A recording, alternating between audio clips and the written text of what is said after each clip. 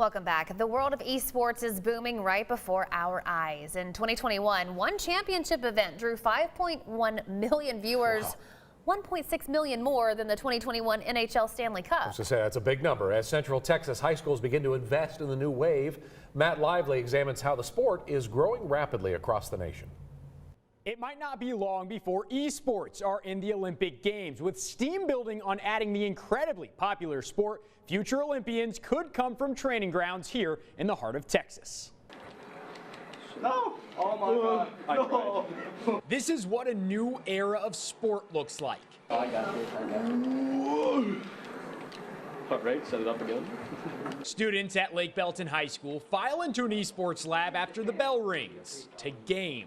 You know, I'm doing something that I love that I didn't really think I'd be able to do as a sport. Kyle Trarin is a junior in the Broncos esports club. Although not as traditional as we were used to, esports and online gaming have reached an extreme level of popularity. Always kind of known esports existed, but you know, these last couple of years it's really like blown up, and I didn't know that.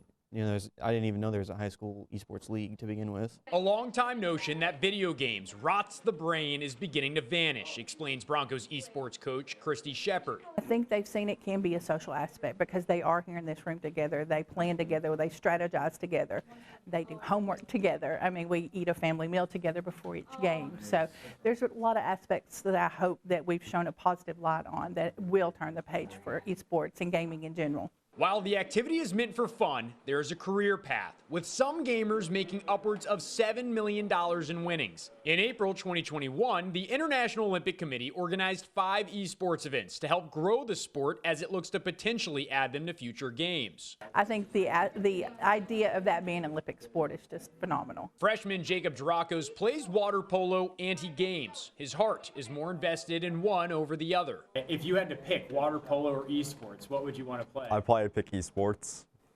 Why is that?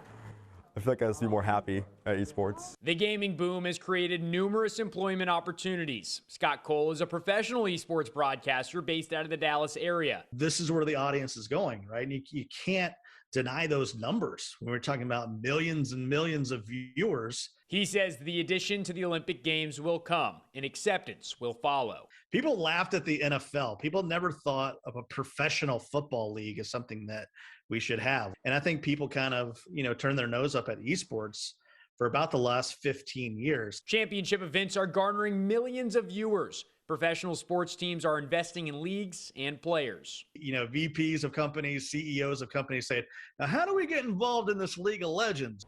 Cole adds that having an American esports team may create a patriotic pride that garners even more followers. The IOC says 2024 may be premature for an addition, but 2028 could be a target date.